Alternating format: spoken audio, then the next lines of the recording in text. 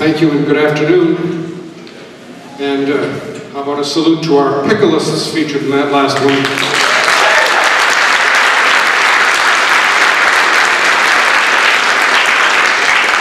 Pat Darby and Hannah Bitterman.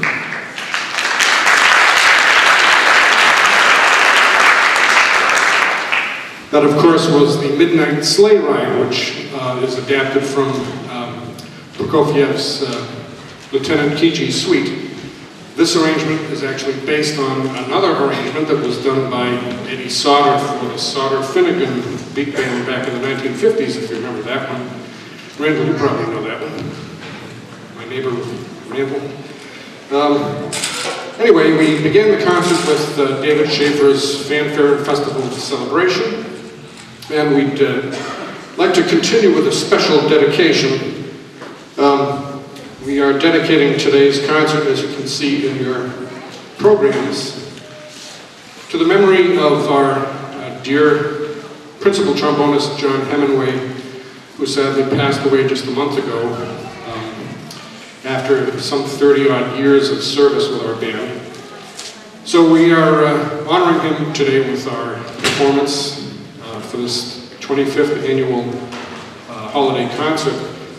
Those of you that were with us last year for our Christmas concert will remember that John led the sing-along to conclude the concert and did just a beautiful job.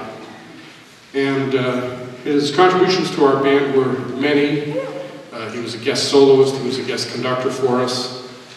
But I received a note this week that sums up John's memory and our dedication of this concert so beautifully and succinctly that I thought I would share it with all of you. The note is from Rena Bishelia, the band's nonna, and I hope you don't mind my sharing this paragraph, but Rena wrote, "When John Hemingway sang 'Hark the Herald Angels Sing' last Christmas, we never dreamed he would be singing with the angels this year. It is with great sadness that we lose this very unassuming but very talented member of the band." And I thought, boy, that's just beautiful. I couldn't say it any better myself. And I think John would very much appreciate us doing this next piece in his memory. John loved the classics, and you don't get much more classical than Johann Sebastian Bach. And this next piece, which is Jesu, Joy of Man's Desiring.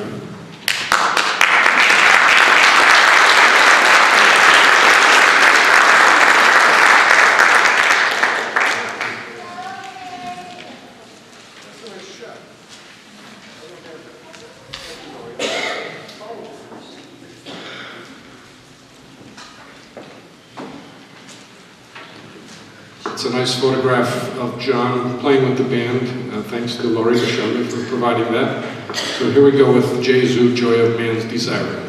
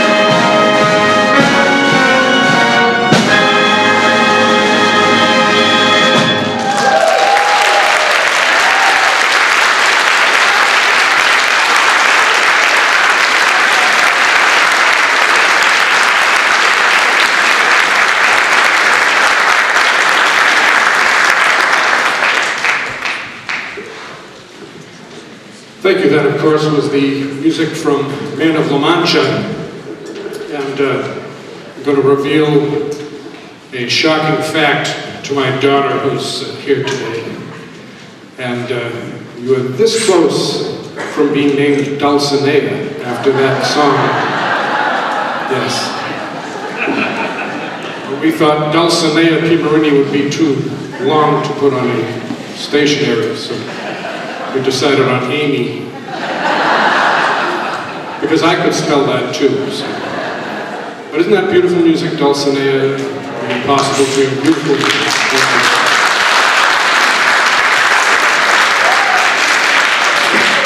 How about our French horn section? You don't get to hear them too much.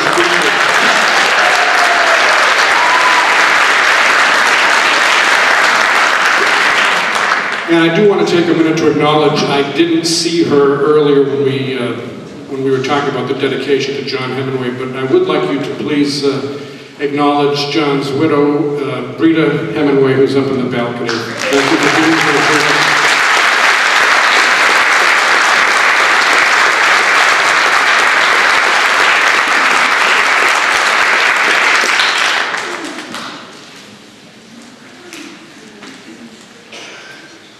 We're going to continue with some music that was actually written for military band. If we go back 100 years, 130 years in the history of concert bands, there was not very much music written by serious composers, or any composers for that matter, originally for concert band. Back then, if bands wanted to play serious music out of the classical repertoire, they would have to have someone transcribe it from the orchestral version to concert band. And it wasn't until the early 1900s that serious composers started to recognize the ensemble, the concert band, at that time what was known as a military band, and began writing music specifically for it. This next work was one of the very early ones by the great British composer Gustav Holst, who of course you all know for The Planets, the great orchestral work that he did. Well, this is one that he did for military band. It's called English Folk, well, actually he called it Folk Song Suite. It's become known as the English Folk Song Suite. Did I say Holst?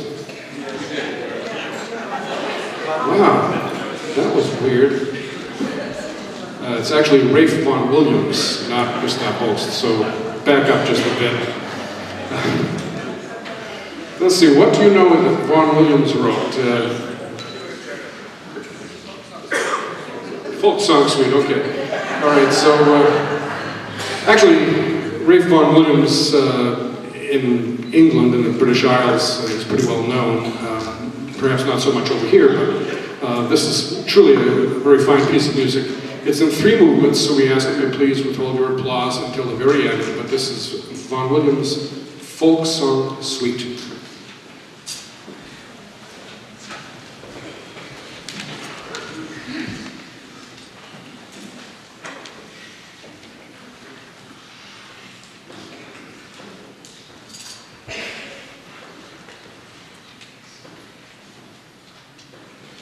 Thank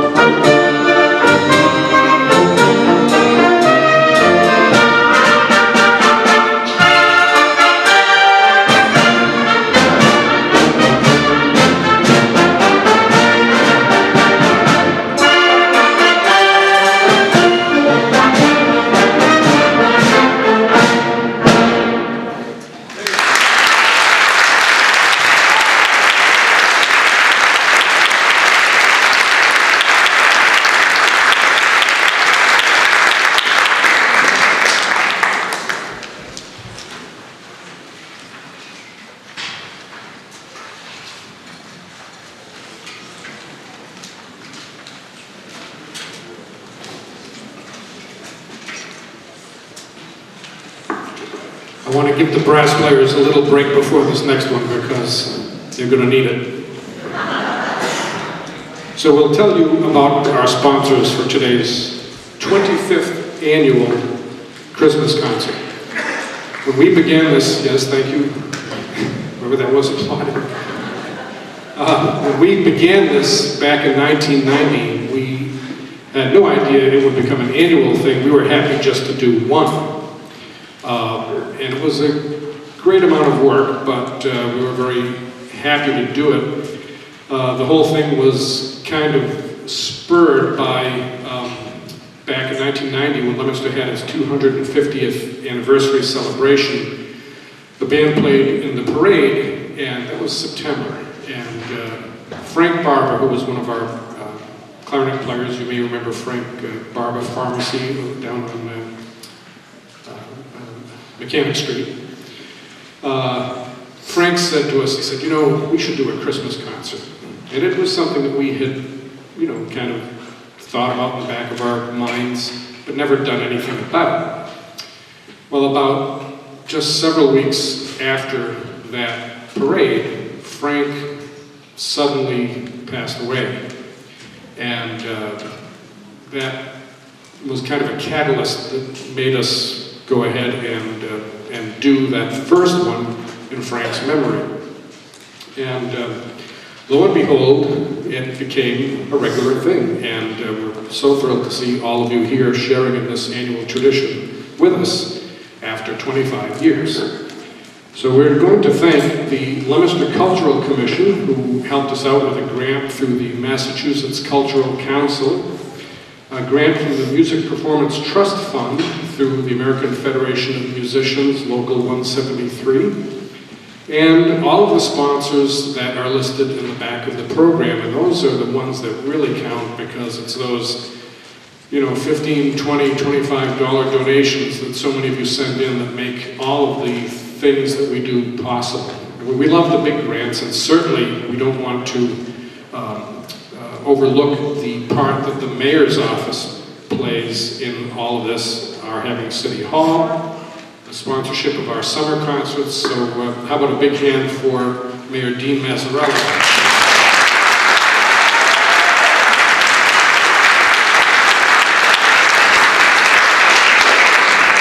Who truly, through all of his initiatives, makes the cultural life of this city so much more vibrant, and we're one of the beneficiaries of that.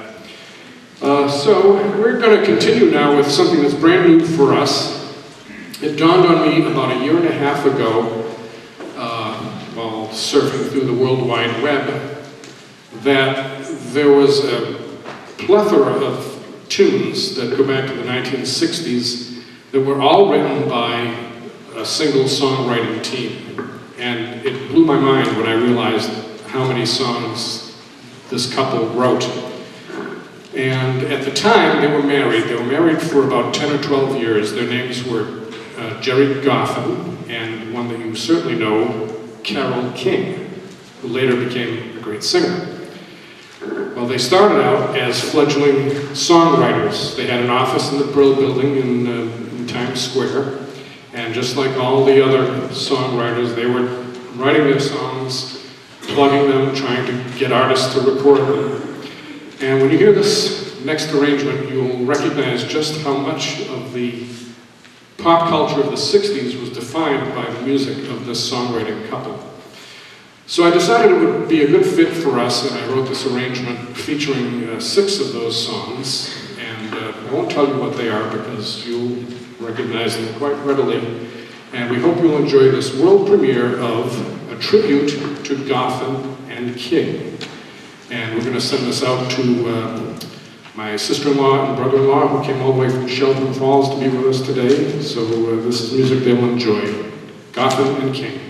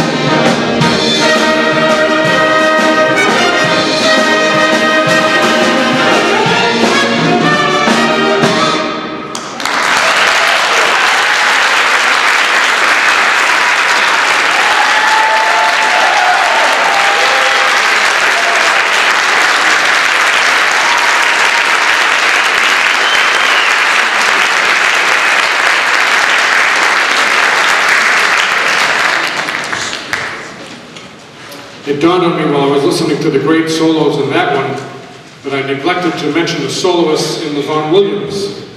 So let's back up just a bit, picture rewind, and we'll acknowledge on the Vaughan Williams the solos of Phil Nermy on trumpet and Debbie Henke on the oboe.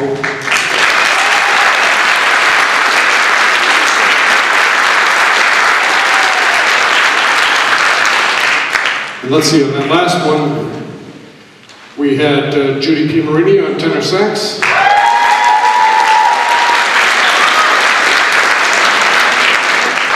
And we're especially pleased to have my good friend, and this guy is one of the top called saxophonists in Boston. We're just thrilled to have him with us today with the great solo in You Make Me Feel Like a Natural Woman, Arthur Bakopoulos.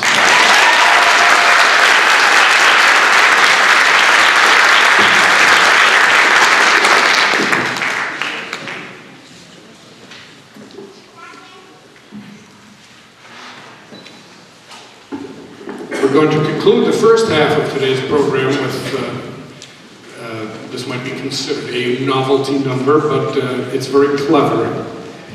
And it needs no further introduction than its title, Stars and Stripes for Christmas.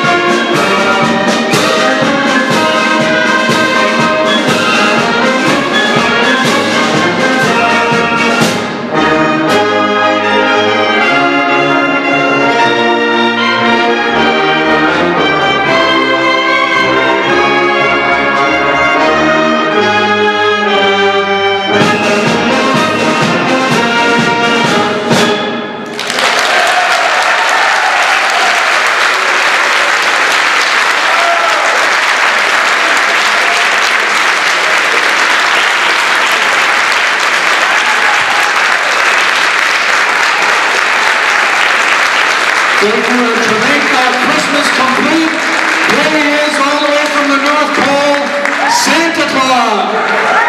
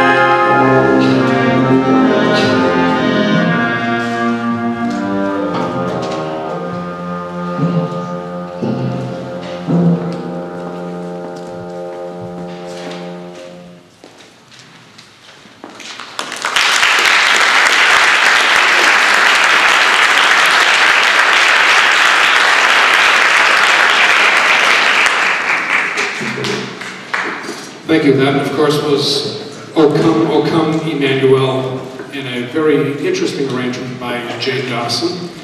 And, of course, we open the second half with the ubiquitous Sleigh Ride by Roy Anderson. And we're going to continue with an arrangement by Paul Jennings. This is Do You Hear What I Hear?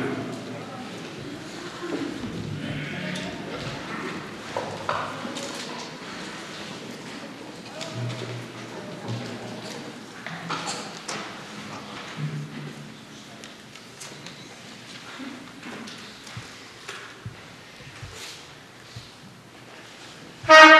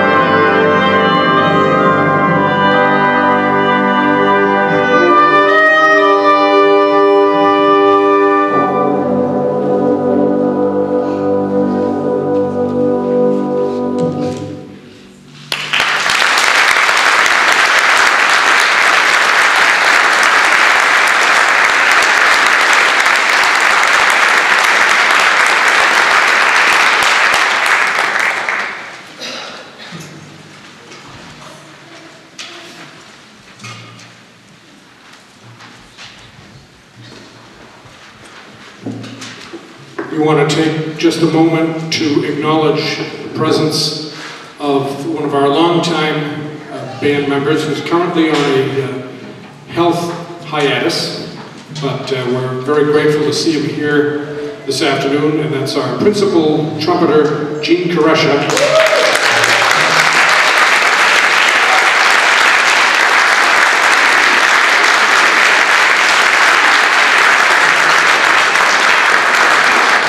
We miss you, Gene, and we're anxiously awaiting your return. And I want to take also this opportunity to mention that this year, Gene is celebrating 75 years of playing together with my father, Al P. Marini. So the two of them have been playing music together for 75 years. So I think that's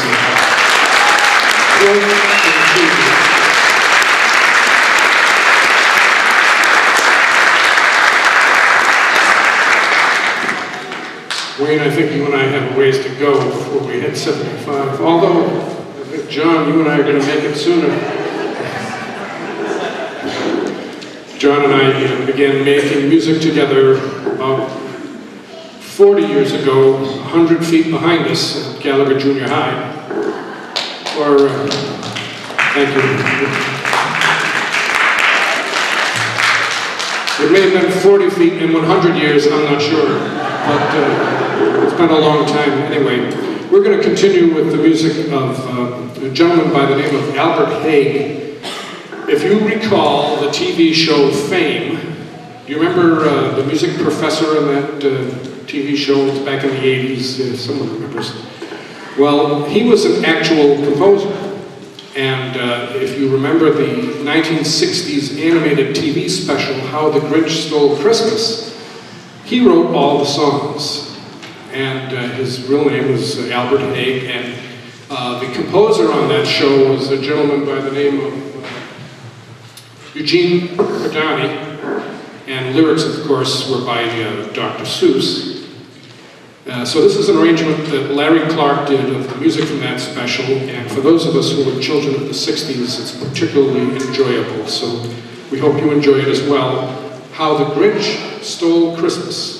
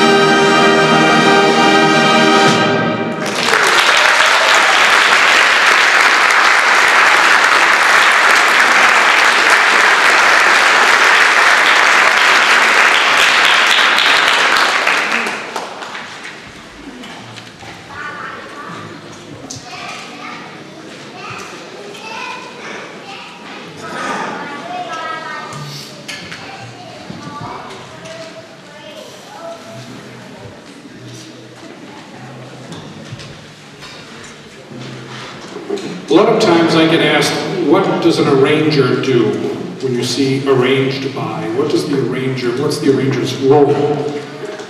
And I think this next piece is a perfect description of just what an arranger does.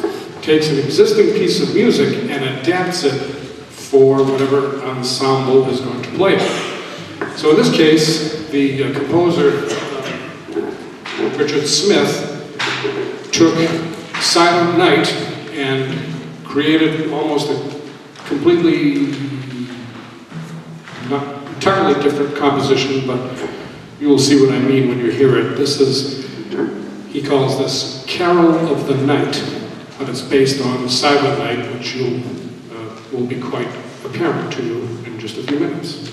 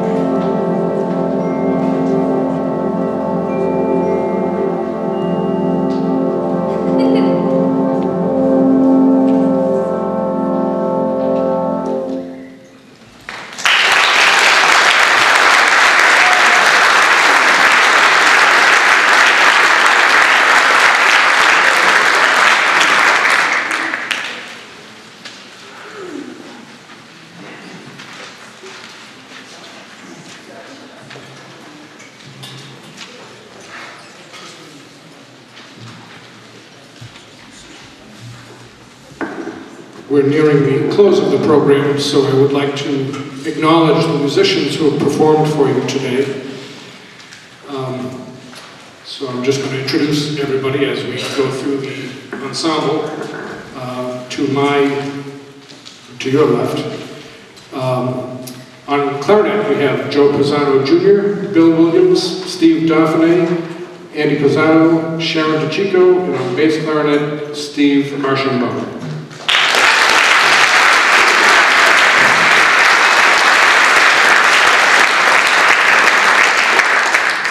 In our flute section from right to left, I was going to say Maria DeChico. Oh, it says Maria DeChico. Is it DeChico? Yeah, that's what I thought. Maria Repass, Hannah Bitterman, and Pat Darby.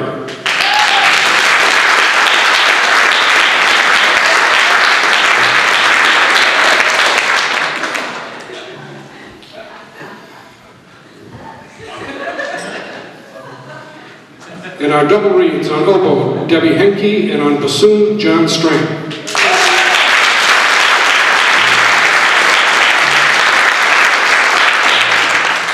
Quite sure where to stand, so I'm not in someone's way, because their families and friends certainly deserve to see them. But in our wonderful French horn section, Alan Ventura, Martha Crane, and Mary Kate Bourne.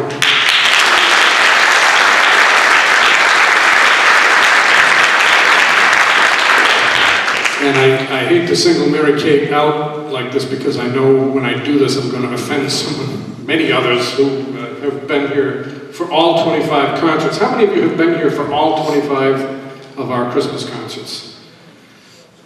Yeah. Mary Kate was one of them.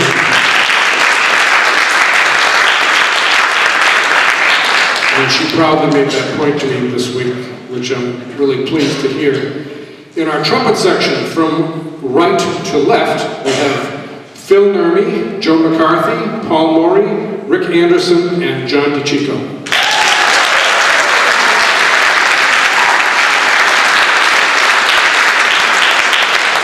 In our trombone section, from right to left, Wayne Branco, Ken Anderson, and John Ratala.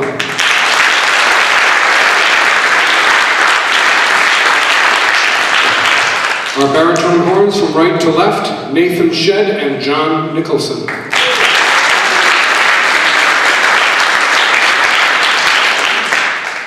And here they are.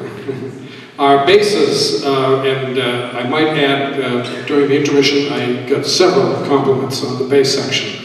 We have one more this year than we usually have, and we're happy to have Cam Roderick-Wenz, along with our regulars, Fred Bernhardt, and on string bass, Stefan Arsenal.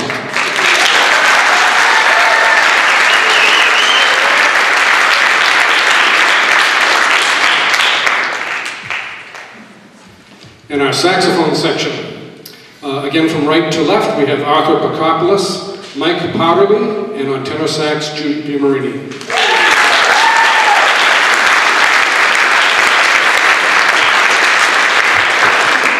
And last but certainly not least, in our percussion section, again from right to left, Jessica Uminski on the ballots? Must be election day or something. On the mallets percussion. And Jason Sharon on the drum set, and Chris Uminski on timpani.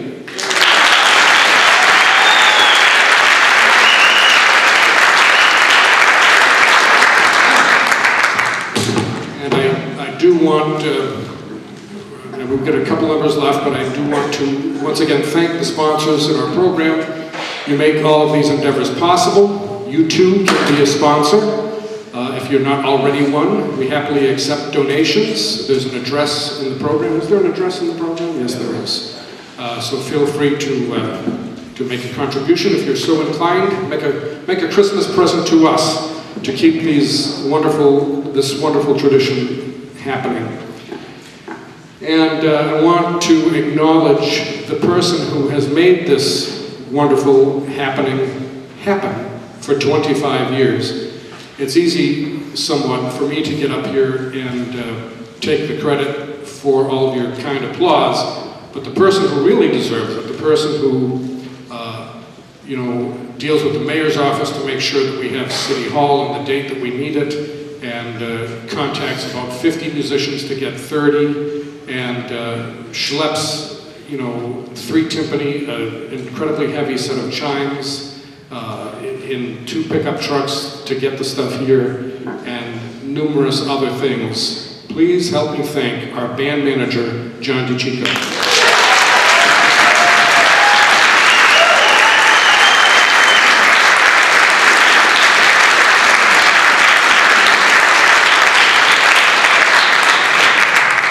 And one last thank you. I don't want to bore you with thank yous, but one of the things that I know attracts so many people to this concert year after year are the wonderful refreshments that we offer. And I know, I know that you don't get this at every concert, and we get it because of the wonderful contributions of the DiCicco family and the Bichelieu family. And when I say Bichelieu family, I mean all the Bichelieu families. So, and the Mazzarella family, I may add. So thank you all for those wonderful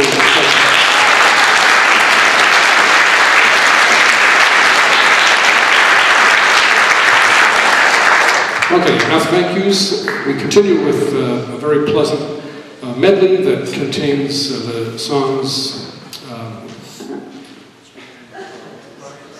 I know what they are, I just have to look at them. It's beginning to look like Christmas. The Christmas song, and We Need a Little Christmas. This arrangement is by Jerry Nowak.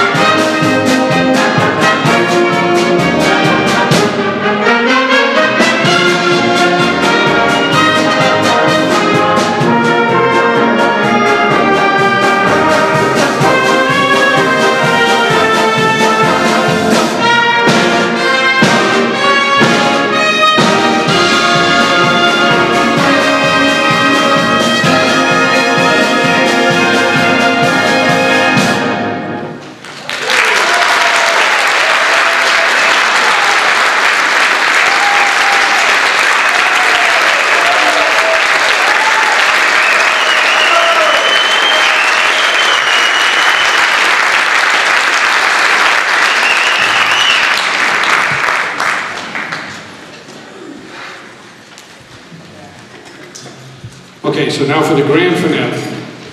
We have something very special. This is an arrangement that was created to go with the famous letter to the editor that was written by an 8-year-old girl in 1897 to the New York Sun newspaper, questioning the existence of Santa Claus. Now, we're all familiar with the expression, yes, Virginia, there is a Santa Claus. But the story of just how that came about is quite quaint, I believe. And I think this composer felt the same.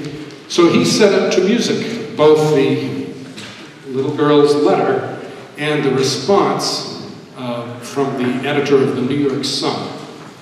And the gentleman's name escapes me now, but Gil, do you have it? No, it's because I didn't give it to you. But anyway, we wanted to have someone very special to deliver the narration. And we were just thrilled when Gil Trombley agreed to do the narration for this. So please help me welcome to the stage a longtime Leominster resident, a longtime teacher at Leominster High School. It was funny when we had our rehearsal Monday night, how many of the members of the band had him in school, and one of them still owes him an assignment. But Gil is going to give him some extra time to finish it. But to help us welcome to the stage, Gil Trombley.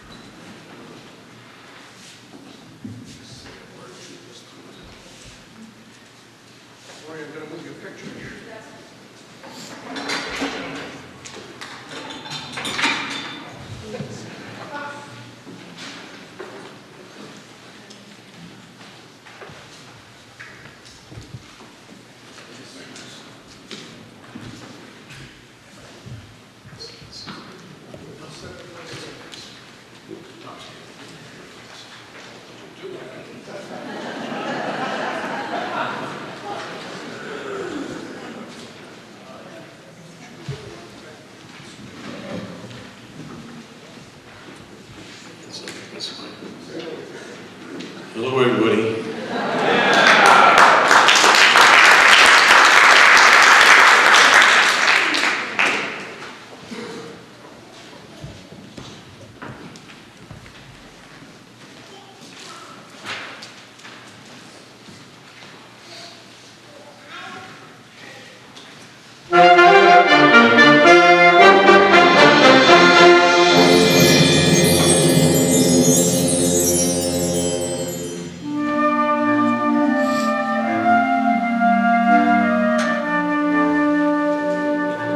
Editor. I'm Amy. Dear editor,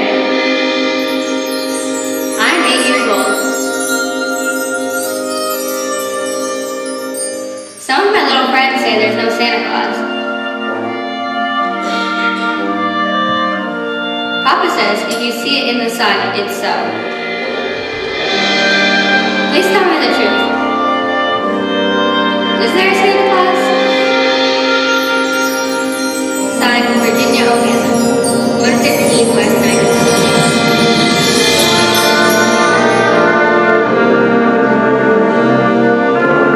Virginia, your little friends are wrong. They have been affected by the skepticism of a skeptical age. They do not believe except they see. They think that nothing can be which is not comprehensible by their mental minds. All minds, Virginia, whether they be men's or children's, are little. In this great universe of ours, man is a mere insect, an ant in his intellect, as compared with the boundless world about him, as measured by the intelligence capable of grasping the whole of truth and knowledge.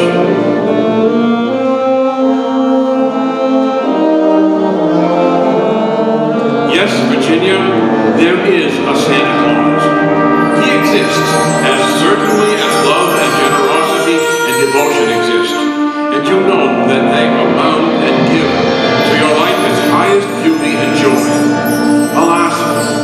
dreary would be this world if there were no Santa Claus. It would be as dreary as if there were no Virginians. There would be no childlike faith and no poetry, no romance to make tolerable this existence. We should have no enjoyment except in sense and sight. The eternal light with which childhood fills the world would be extinguished.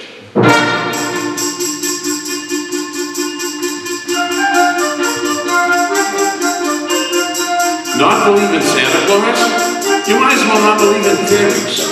You might get your papa to hire men to watch in all the chimneys on Christmas Eve to catch Santa Claus, but even if they did not see Santa Claus coming down, what would that prove? Nobody sees Santa Claus, but that is no sign that there is no Santa Claus. The most real things in the world are those that neither children nor men can see. Did you ever see fairies dancing on the lawn? But that's no proof that they don't exist. Nobody can conceive or imagine all the wonders there are unseen and unseeable in the world. You may tear apart the baby's rattle and see what makes the noise inside, but there is a veil covering the unseen that not the strongest man, nor even the united strength of the strongest men that ever lived could tear apart. Only faith, fancy, poetry, love,